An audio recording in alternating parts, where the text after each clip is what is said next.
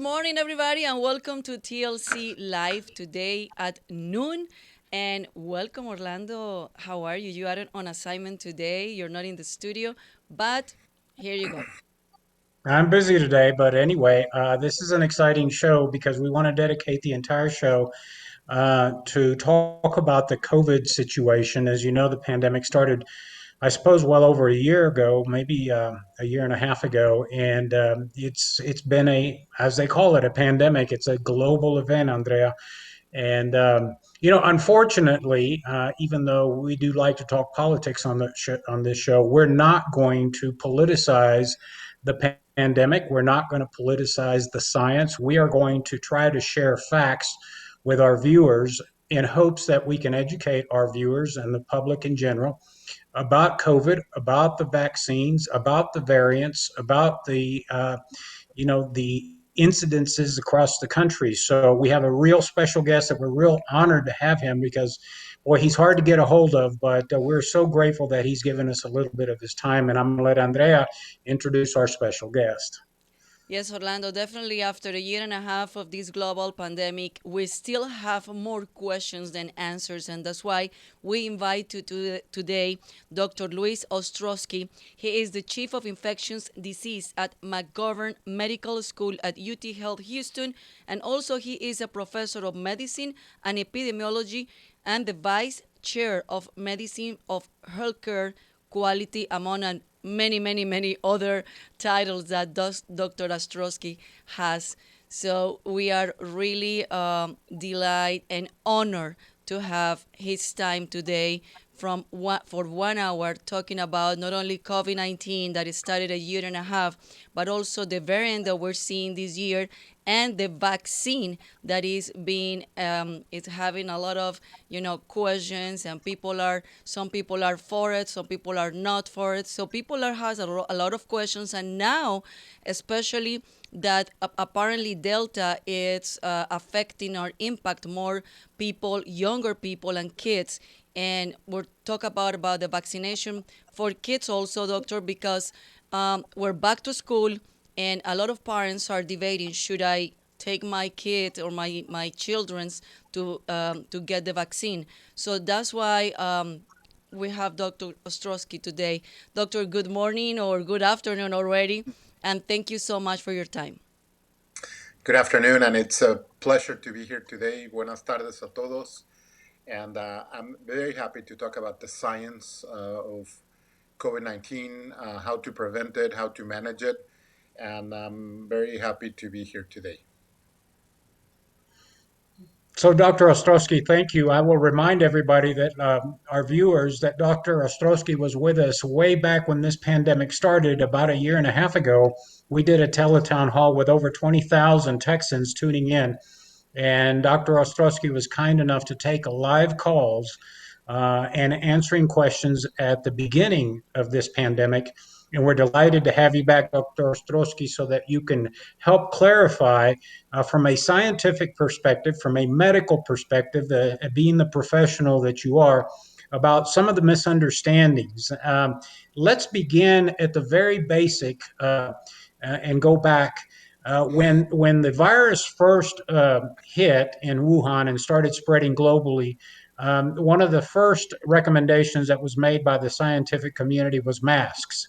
Masks have become very controversial. Many people say they work. Some people say they don't work.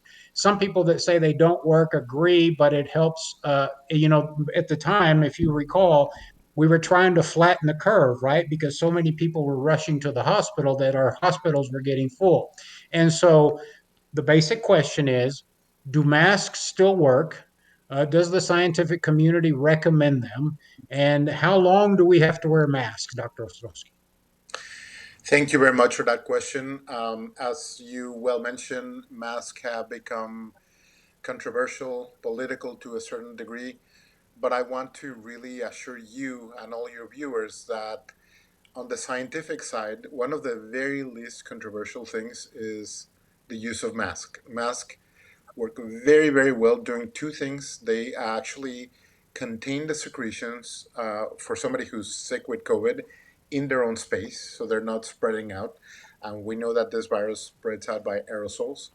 and they work to a certain extent as well in protecting the person that's wearing them from getting infected from somebody else. So it's kind of a dual benefit for wearing masks. They contain secretions for anybody who is sick, whether they know it or not. And we know that this virus can transmit in asymptomatic people, people without symptoms, and they protect the person wearing them from others as well. So, again, a friend of mine who's also an infectious diseases doctor said in a town hall the other day that, us infectious diseases doctors almost argue on a daily basis about things like, should I give this antibiotic or that antibiotic? Should I give it for 7 days or 14 days or 6 weeks?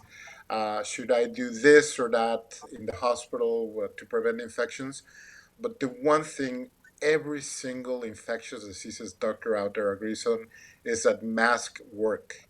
They changed dramatically the way COVID was spreading early on in the pandemic. We saw it in the hospitals where our staff was getting infected right and left when dealing with COVID-19 patients, and even with other staff members. And the moment we introduced masking in the hospitals, the epidemiology changed. We stopped seeing transmission, and this happens in the community as well. The moment we introduce masking as a national sort of mitigation measure, we flatten the curve. And what we're seeing right now is a mixture of two things. We are seeing Delta, which is a lot more infectious, and we are seeing a lot of unmasking and no mitigation. So, right now, the virus is spreading unchecked in our community. So, again, one of the big takeaways from today is that from a scientific standpoint, masks are not controversial at all. They work, and it is one of our tools, one of the many tools that we have to get us out of this pandemic. Now, I want to follow up to ask. You talked about variants, and you're talking about how the Delta variant is certainly more virulent. In other words, it spreads more easily. And so there is a contributing factor that not only are we maskless, but now we have a more infectious disease. But my question to you is because, me as a layperson, I've been doing some research, and they're saying that the Delta variant peaked relatively quickly in India and also in Great Britain. From the data that you're seeing, Dr. Ostrosky, is there a possibility that the Delta variant is starting to peak or will peak sometime soon in the United States or at least in Texas?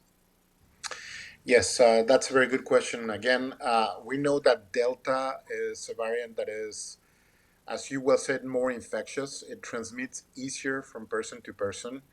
What happens is that as a lower amount of virus is more efficient in infecting people. And when people get infected, they have really, really high viral loads. So they become highly infectious.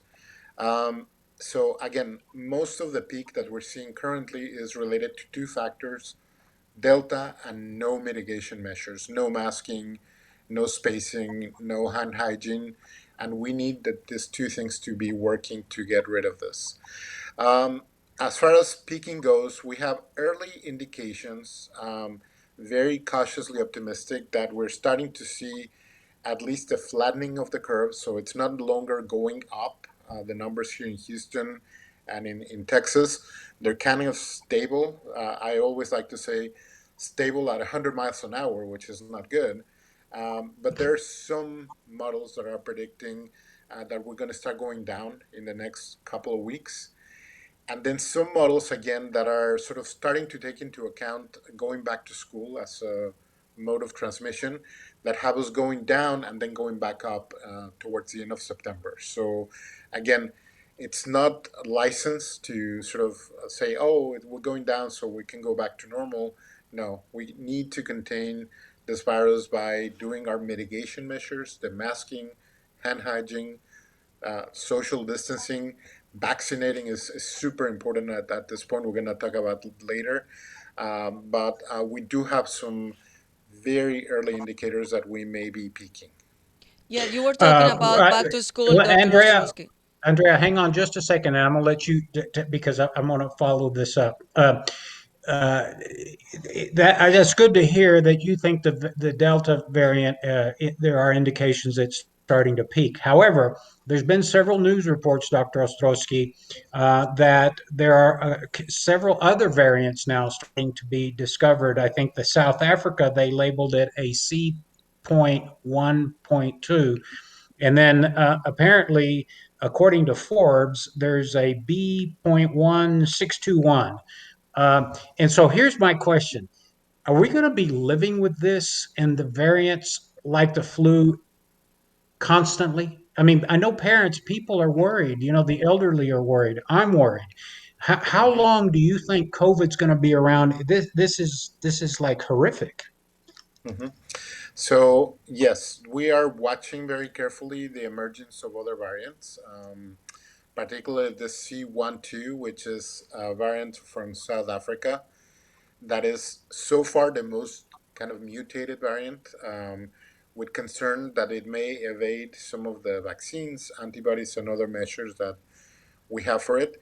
At this point, WHO is labeling it a variant of concern. So it's something we need to watch, not a variant of high consequence, which is the other term for things that are really, really worrisome.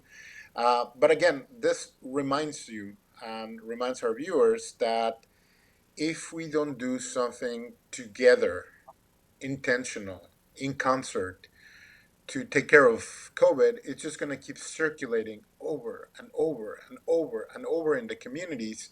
And it's going to do what viruses do, which is mutate. And eventually, we're going to end up with a mutation that is going to completely escape our vaccines, completely escape the monoclonal antibodies that we use for treatment right now, uh, completely escape medication that we have for the virus. So the answer to your question is it's up to us. It's up to us whether we're going to live with COVID or not. If we all work together, all vaccinate, all mask for a while, all get tested when we have symptoms and stay home, we're going to get rid of this. If we don't work together, this is just going to be a perpetual nightmare for all of us.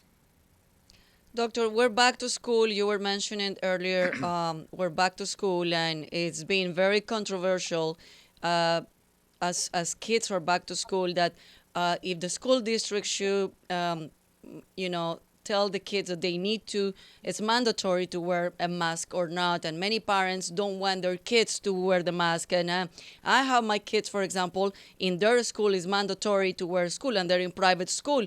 But you have the kids also saying like, Mom, I mean, it's hard to breathe. It's so hard to be all day long at class and wearing the mask. So what can we tell this young generation and the parents that now that we're back to school and we're dealing again with different variants of COVID? Yes, so the schools are a very difficult topic for all of us because we all want to go back to normal. We want our kids to play and have recess and do sports and drama and sleepovers and everything. But again, we need to learn from our mistakes. And our mistakes have been that if we let go too soon of the mitigation measures, we're going to have transmission. And we need to learn that if we don't vaccinate those that are eligible, we're going to have transmission and we're going to get people getting sicker. So, um, difficult topic, but what has proven to stop transmission in schools is masking, it's hand hygiene, it's the social distancing.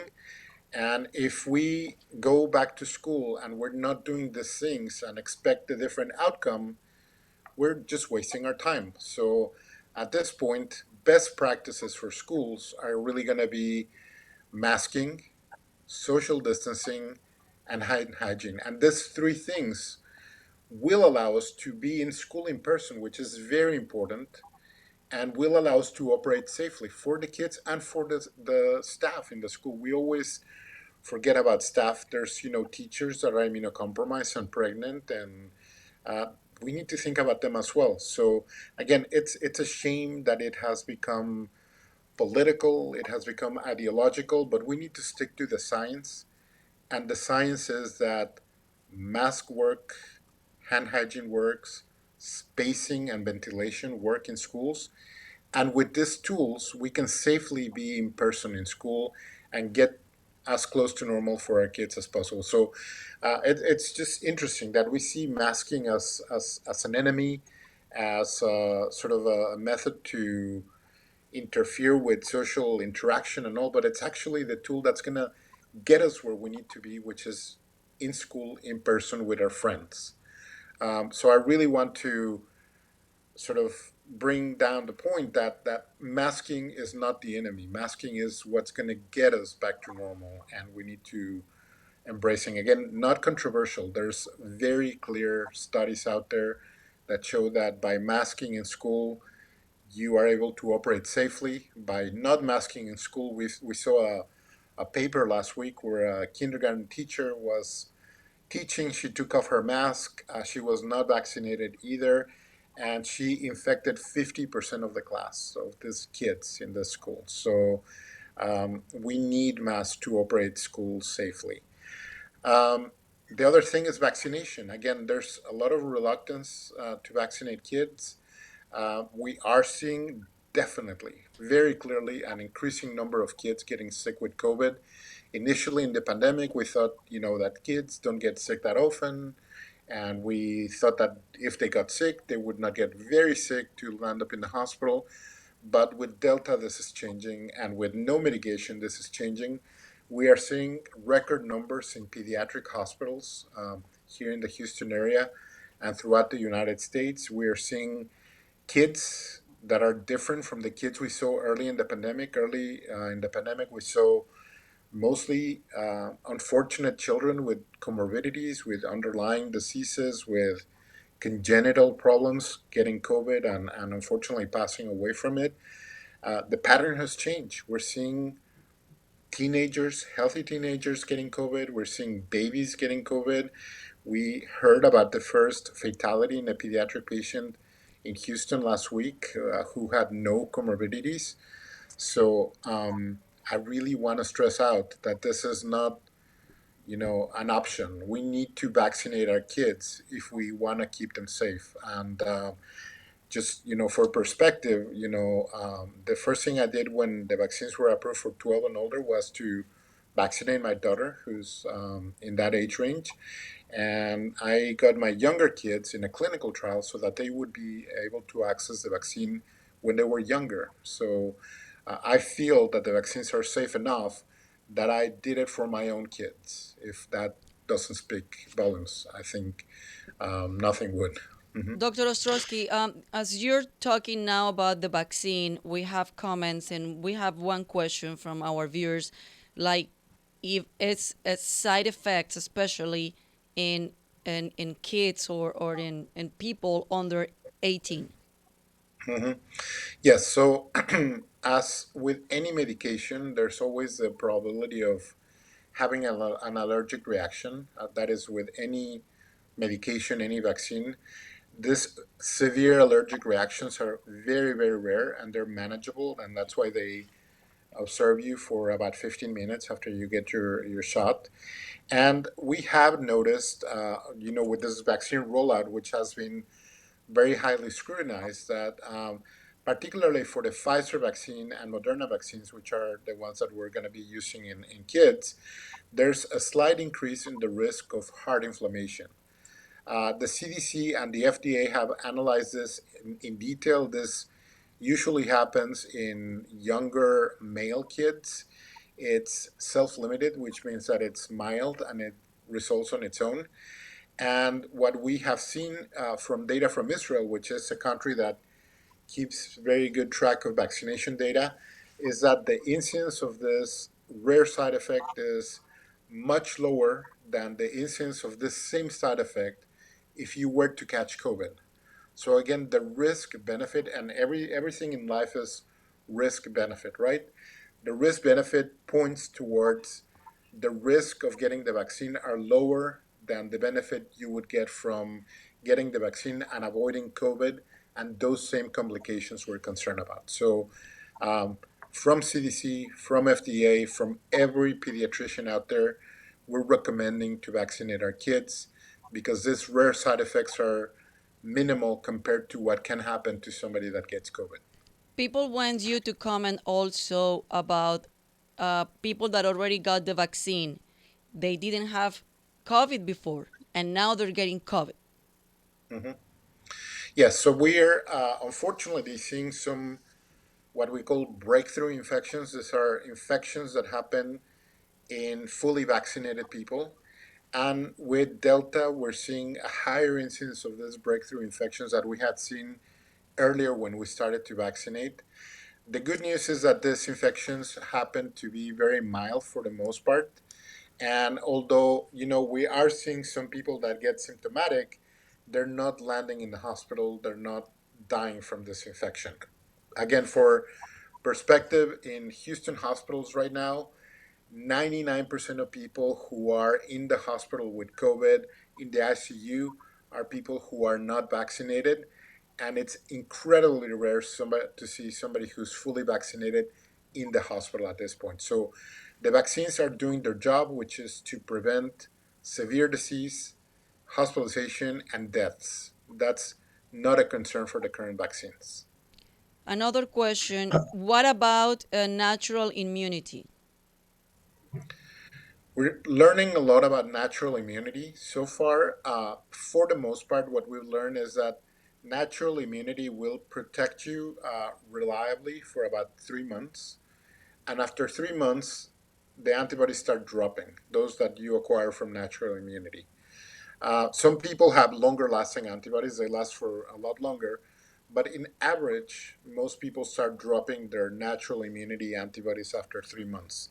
Therefore, the recommendation is that even if you had COVID, it's very important to still get vaccinated because the vaccine creates antibodies that last a lot longer and they're also a lot broader. They protect you against more variants than the ones that you acquire from natural immunity. So, meaning if somebody got COVID and then get the vaccine, so for how long, or what is the period that that person will be immunity?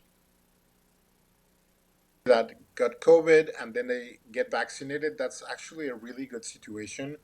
We learned that people that got COVID first and then got vaccinated usually have higher antibody levels and longer lasting than people that never had COVID and got vaccinated. So, again, another sort of reminder of the importance of getting vaccinated, even if you had COVID, that gives you an extra level of protection. I have a question, Dr. Ostrowski.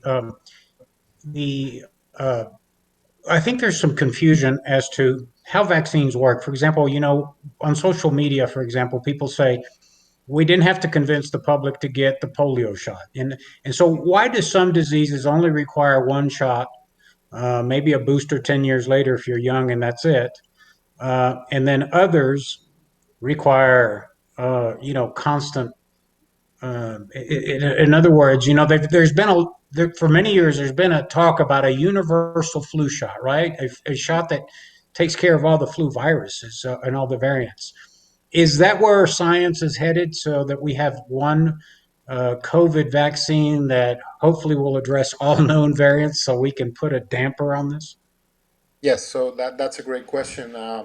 There's many different ways to make vaccines. The traditional ways had been up to now either taking the virus itself, inactivating it with some substance, and then injecting it so that the body would recognize it, but the virus wouldn't be able to reproduce and cause an infection in the person getting it. Or maybe stunting the virus a little bit and basically injecting a live virus and not allowing it to reproduce too much, but allowing the body to recognize it, or just breaking the virus apart and taking the proteins or parts of the virus, again, injecting them into the body, and the body learns to recognize them. Those were sort of the traditional ways to make vaccines. This time around, because we don't have the time to do all that development process, those are very sort of complicated methods to inactivate viruses, grow them in vats, or grow their proteins in vats, etc. We sort of took a hack which is we use the instructions to make proteins in the virus with our cells to make those proteins and then train our body to recognize those proteins. So it's actually a very clever hack that we're doing with these vaccines. And of course, we're training the body to recognize this particular group of proteins. So far, it seems that this is going to be long lasting and it's going to protect us against multiple variants. So unless the virus changes dramatically, in which we'll have to start from scratch. But as far as we know, the current vaccines that we have, with a booster to get the antibody levels higher up, will protect us against all the variants that are known currently and future variants again.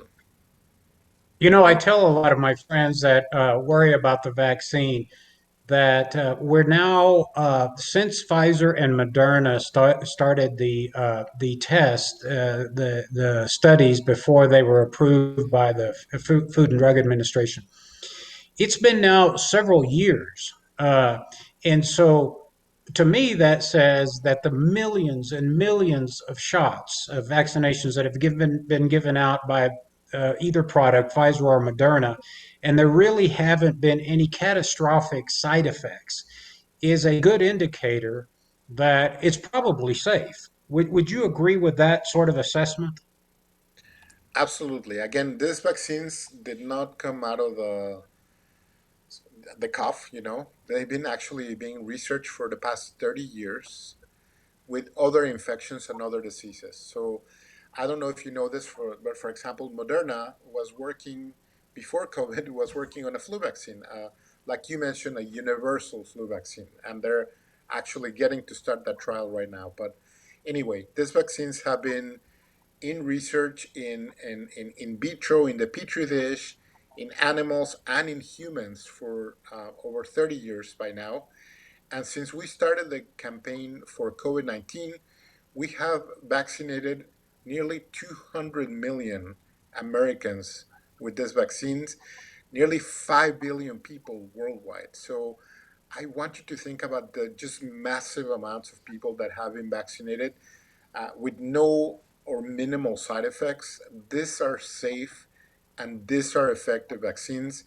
And it's a shame, all the misinformation that we have out there circulating online and in some media, because misinformation kills people. If you're not getting the vaccine because you're misinformed, you are actually a victim of a crime, basically. So we need to stick with the facts and we need to sort of follow the science. And the science is that these vaccines have been given to nearly 5 billion people worldwide. They're working pretty well. They're as safe as any vaccine we've ever had before. And they're one of the tools. We've been talking about tools to control this pandemic. This is one of the key tools that we have to get out of this situation. Dr. Ostrosky, two more questions from our viewers. The first one is, if I got the Moderna vaccine, it doesn't matter what booster I will get. I mean, if I get the booster from Pfizer or vice versa, or how did that works? Right now, the Food and Drug Administration and the Centers for Disease Control are recommending to get your booster from the same brand or type as you originally got. So if you got Pfizer, you get a Pfizer booster. If you get Moderna, you get a Moderna booster.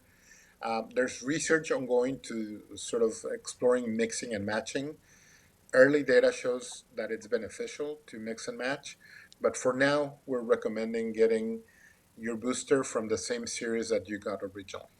And the second question Andrea, is, uh, Andrea, would you remind folks that everybody on the show is bilingual? So if we have Spanish speakers that want to ask a question, they can also text those to you. ok, sí, el doctor Ostrowski habla inglés y español, así que si usted prefiere hacer su pregunta en español, con mucho gusto la vamos a leer y el doctor la va a responder.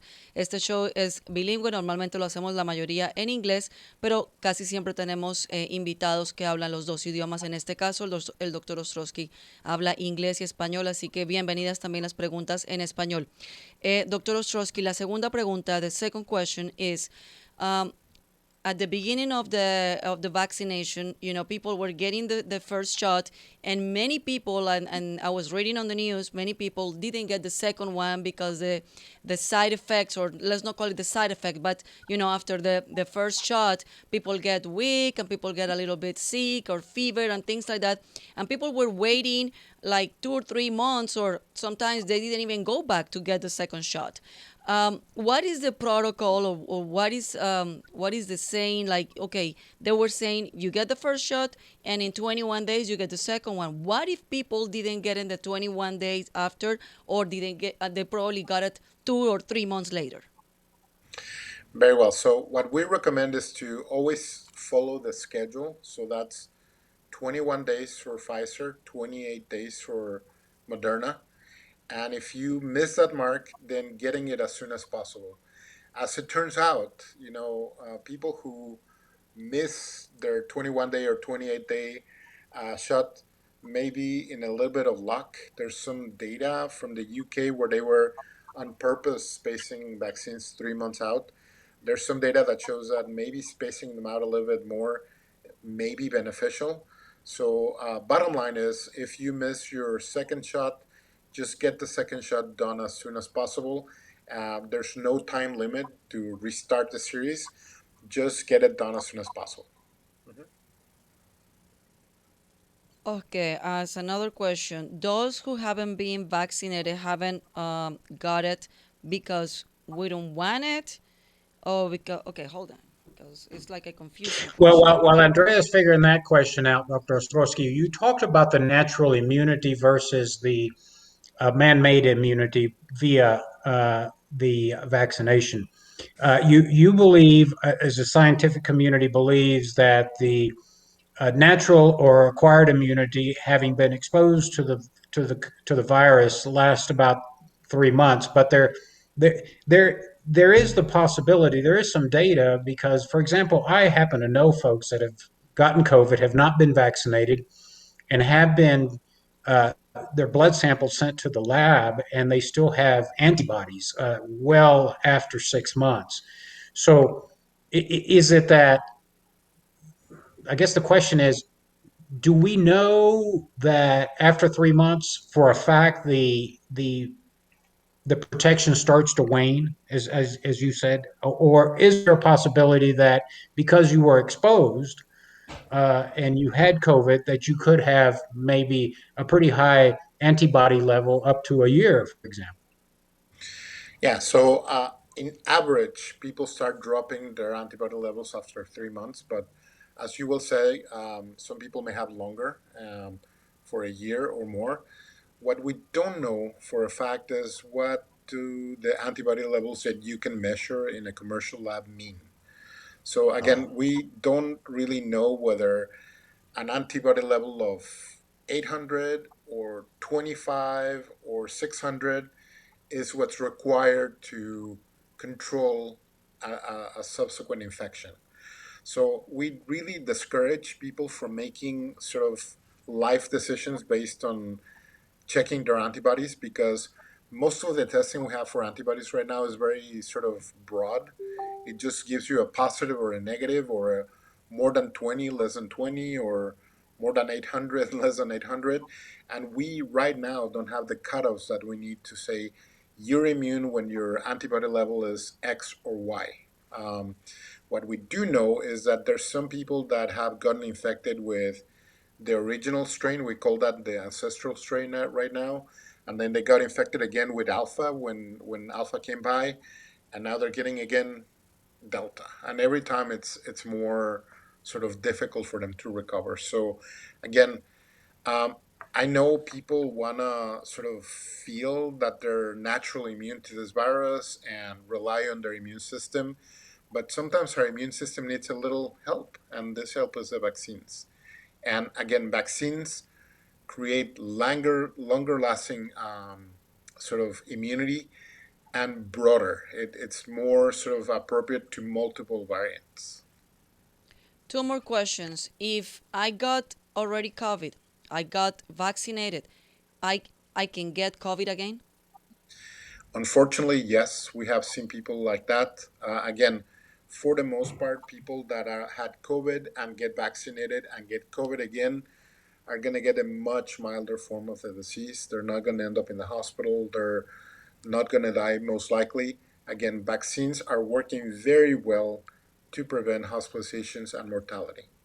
And the other question is, as we're hearing about the boost, are these it will be like a boost every year, as we're seeing different variants of COVID? So that's an area where we need to admit we don't know if we're going to need boosters every year.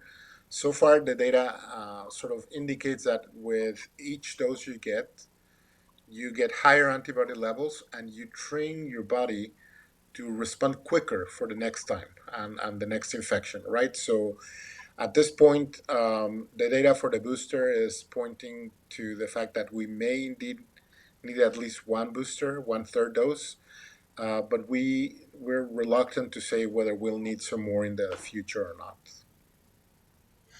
Dr. Ostrosky, while Andrea's going through questions, uh, I want to ask you: is this virus a one of the more challenging viruses that you've seen in your medical career, or uh, was Ebola more concerning to you? Is the different variants more concerning? I mean, are mosquito-borne illnesses more concerning to you? In other words, on the spectrum of what keeps Dr. Ostrowski up at night, where was this one? Yeah, so actually a really interesting question. We've been preparing for pandemics forever, and as an infectious diseases physician and somebody who works in epidemiology for hospitals, preparing hospitals for this, we've always been sort of drilling about influenza, drilling about Ebola. When we had influenza H1N1 in 2009, it was a very limited event. It lasted a few months initially, and then it became endemic. And now, we have H1N1 every year. For Ebola, it's a pathogen of very high consequence where the mortality is, nearly 90% when you get Ebola. Luckily, not as transmissible as some of the respiratory virus. So, with Ebola, you need to be in very close contact with the person having the disease, touching their secretions, etc. But this virus is kind of a perfect nightmare for us. It's a virus that is definitely more lethal than influenza. This is not just the flu; it's more lethal than influenza.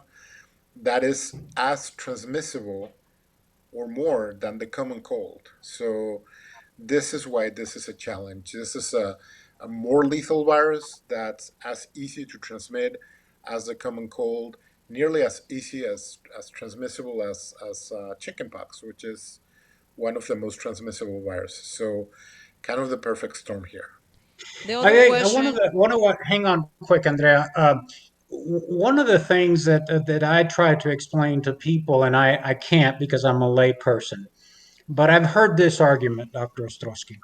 Why worry so much about a virus that has shown that the survivability, if infected, is well into plus 96%. 96% of the people or greater who are exposed to the virus and have symptoms survive. Yes, there are folks with comorbidities. Yes, there are folks that are elderly and immune, their health is compromised that will unfortunately pass away not only from COVID, but from the flu or from a mosquito borne illness or even from a lung infection like bronchitis when you're older.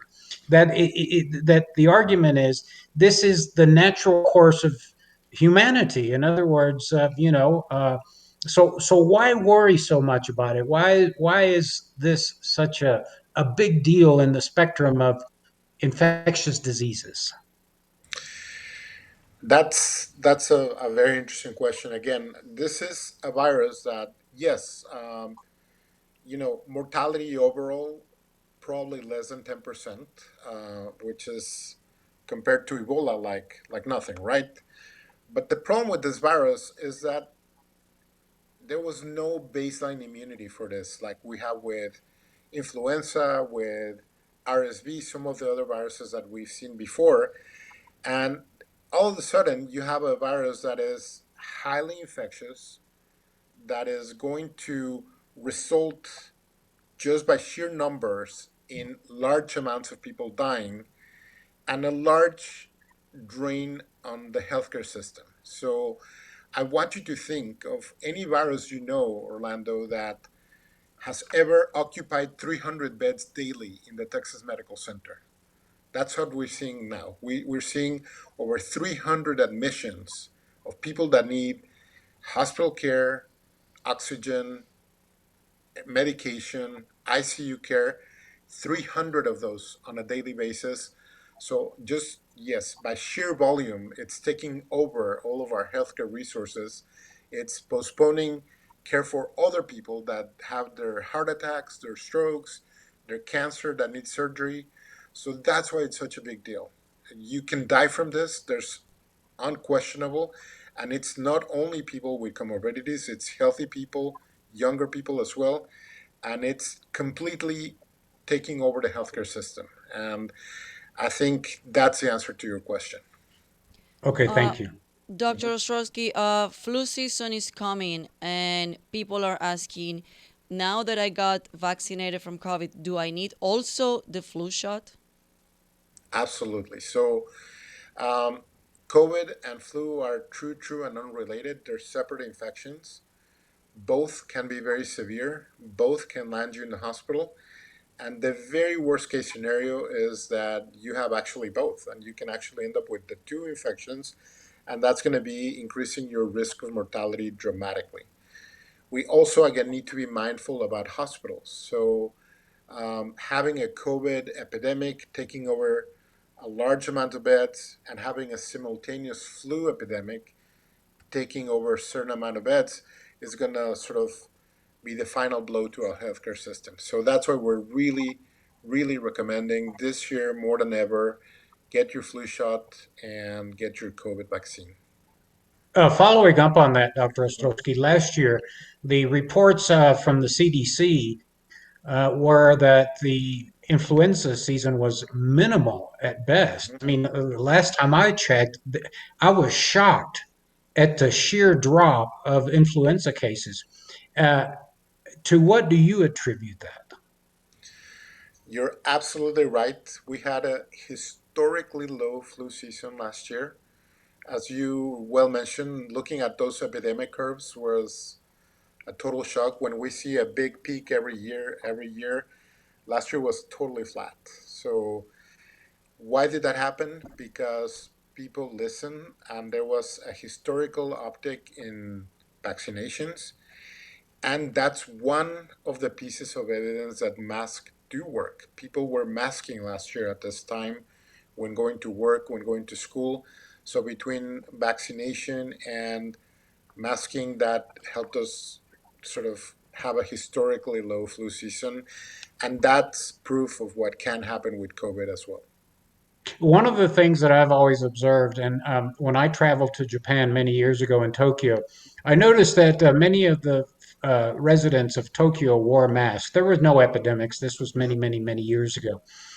I suspect that you and your profession, other epidemiologists, have there been studies about societies that do tend to mask up for whatever reason? I mean, I think the Japanese do tend to mask up.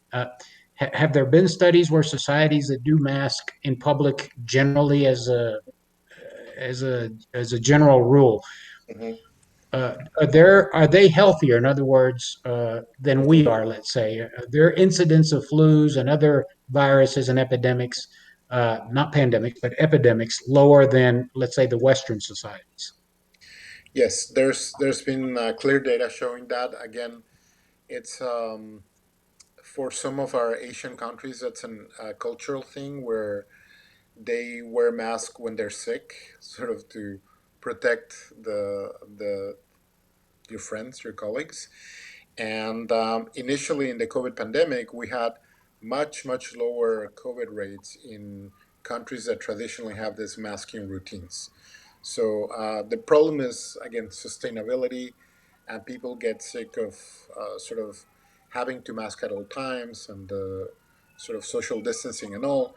So how long we can sustain that has been a problem, And that's how we ended up in the situation we are today, because we got tired of masks, and we stopped masking. And again, I just really want to push the idea that we need to sustain the masking a little bit longer while we get our vaccination rates up to get rid of the situation we're in right now. And speaking of vaccination rates, are you pleased with the rates that we have now? I mean, I haven't looked at the data lately, but it was well over 60% have received one, and I don't know what the number of that have received the two doses, but are you as a physician pleased, or would you like to see that higher?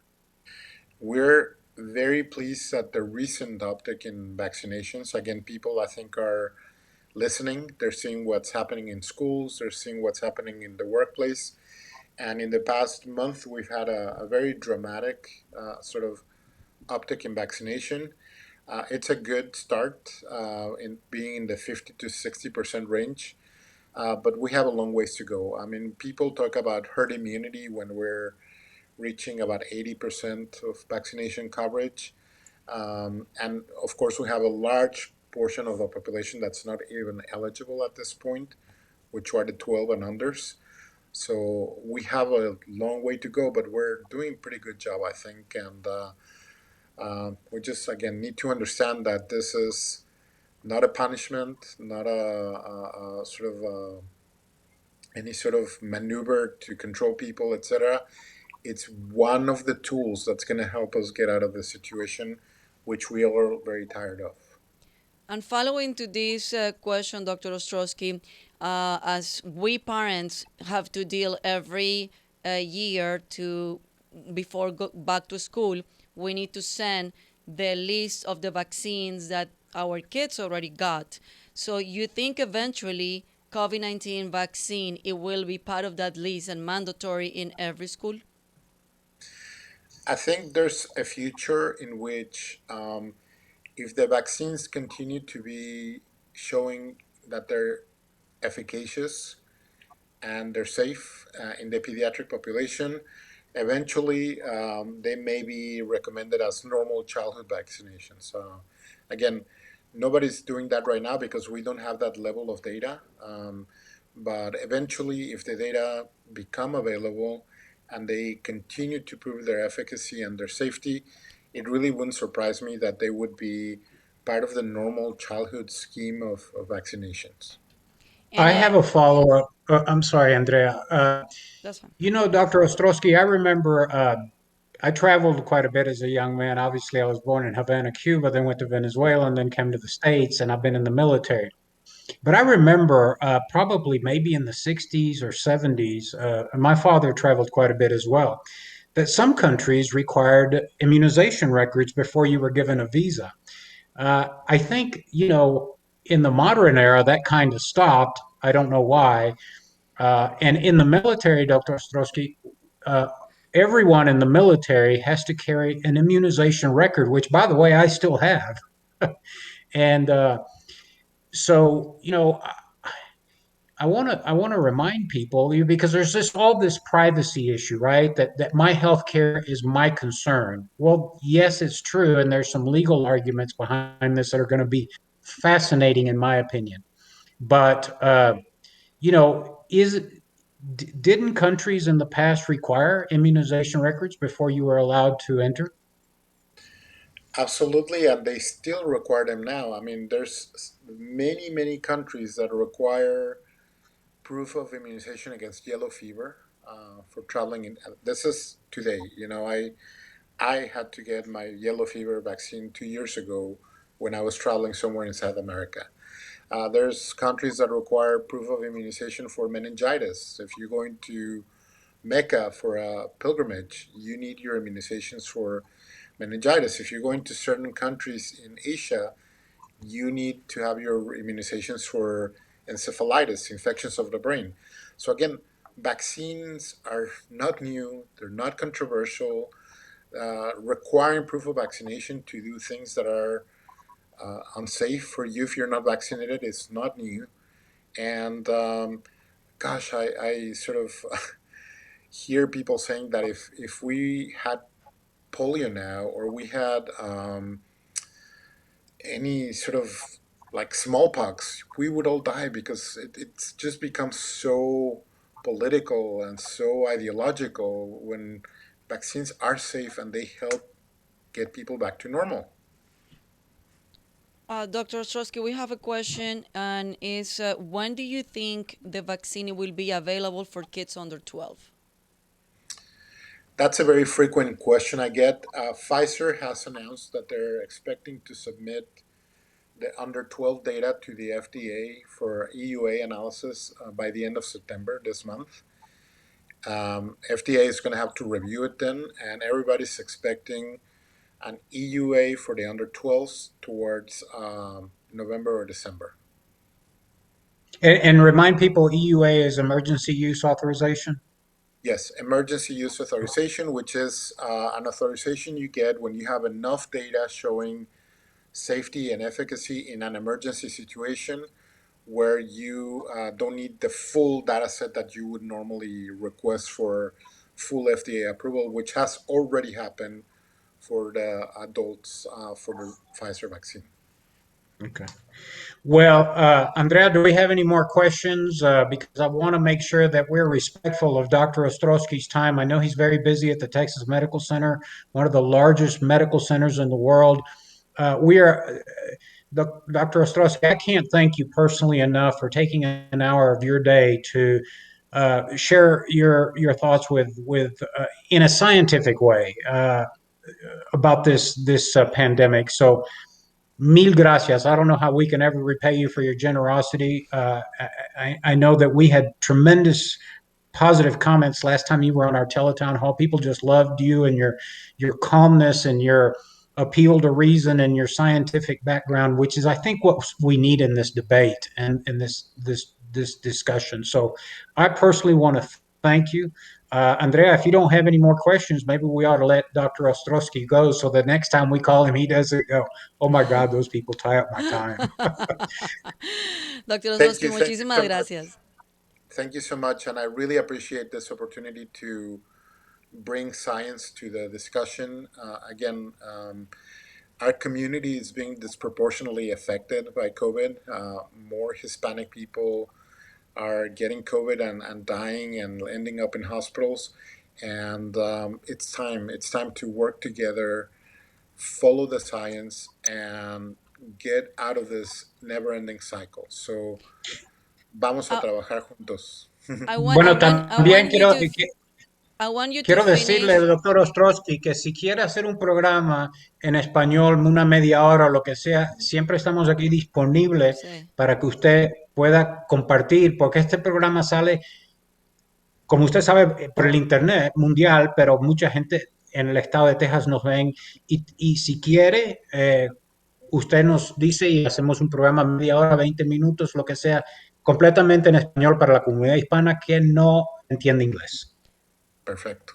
Doctor Ostrowski, antes de que se vaya, quiero que hagamos un call to action y quiero que lo diga en inglés y en español, porque sí, la vacuna es súper importante, cuidarnos, protegernos con la máscara es súper importante, pero creo que hay algo también muy importante y es que debemos prevenir y fortalecer nuestro sistema inmunológico para que estas personas que han fallecido porque ya tienen condiciones preexistentes, no ocurra esto, para que si nos da el COVID o nos da el flu, que no nos dé tan duro precisamente porque nuestro sistema inmunológico está reforzado. So I want you said the call to action, how to help ourselves and our kids and our family and to prevent that these kind of infections or disease will get worse to us. Absolutely. So again, we need to focus really on a healthy lifestyle. Diet and exercise are very important. And beyond those, we need to, again, follow the science that shows that masking, hand hygiene, social distancing, and vaccination are things that are scientifically sound. They have proven to work, and they're our only way out of this pandemic. ¿Y en español? Muy bien, realmente debemos de considerar que en estos momentos esta epidemia está fuera de control.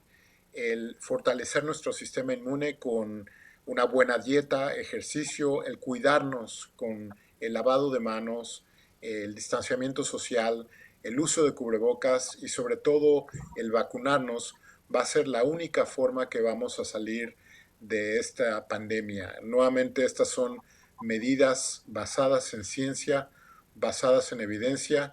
Debemos de alejarnos de la política, de los rumores y debemos de seguir la ciencia si queremos salir de esto.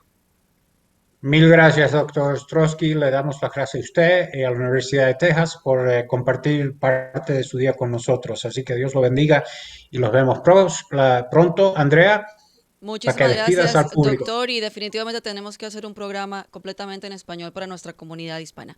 Muchas gracias por su tiempo. Hasta luego. Hasta luego. Y bueno, Orlando, también tenemos que promover nuestro super evento que viene el próximo octubre 2, October 2nd. We have a big event at TLC and Texas Latino Conservatives, y es Leadership Latino, October 2nd. So people, if you are in Rio Grande Valley, or you want to travel to Rio Grande Valley, we have a Leadership Latino October 2nd. And we have all the information in our webpage and also in our Facebook page. So please go there, visit our page, click on the link, register. Is completely free, es completamente gratis y son muchas las cosas que vas a aprender. Esto va a empezar a las 2 de la tarde hasta las 8 de la noche, Octubre 2, October 2nd, from 2 in the afternoon till 8 o'clock at night. And this is in Rio Grande Valley. And we're going to have another session in San Antonio that we're going to announce it also. But for now, it's October 2nd at Rio Grande Valley Leadership Latino. You can also visit the leadershiplatino.com, or visit us in texaslatinoconservatives.com, and you're going to get in the link also to go to the Leadership Latino and check all the information and all the benefits that you're going to get from this event. So, you know what's exciting, Andrea, is that that photo that Mark had up of that was our class up in the Dallas area. And one of the things, Leadership Latino is where we train young conservatives on how to become leaders in the conservative movement. And that's what, if you want to be a precinct chair, if you want to be a fundraiser, if you want to be a campaign manager, or if you want to be a candidate for office. And what's exciting is that some of the young people that we trained a year and a half, 2 years ago are now coming back to teach the class. And in fact, one of the exciting things is that one of our students of Leadership Latino down in Harlingen back in 2019 is now a rock star as a candidate for the U.S. Congress, and she will be stopping by to talk to the class in Harlingen. So we're excited about our Leadership Latino classes across the state of Texas. As Andrea says, October 2nd down in Harlingen, Texas. Just sign up. It's completely free. You're going to meet a lot of friends. Some of our students, gather the information and move on and just become informed citizens. But many of our students become rock stars as candidates and campaign managers and are getting real active in Texas conservative politics. And we're so proud of y'all, and we're so proud of the efforts and the time that you invest in helping lead Texas into the future. Texas is a great state. It's a diverse state. We have several ethnicities. As we know, the Hispanic population is huge in the state of Texas. And our mission is to keep Texas conservative, to follow a constitution, to follow free markets, to pursue liberty and the rights of individuals under a constitutional type of government. So if those things sound interesting to you and you want to participate as a leader, join us down in South Texas, in Harlingen, Texas, October 2nd, or keep an eye on our webpage for our San Antonio, Bexar County event. And we will be moving across the state of Texas. So we will also be down out in El Paso pretty soon. So all of this is on our website. So make sure that you sign up if you're interested. And Andrea, I will see you in studio next week. Awesome. And please not only go to visit the webpage, but also become a member of Texas Latino Conservatives. Become a member is only $35 and help us to help. Nos vemos el próximo miércoles, Orlando. Chao, chao.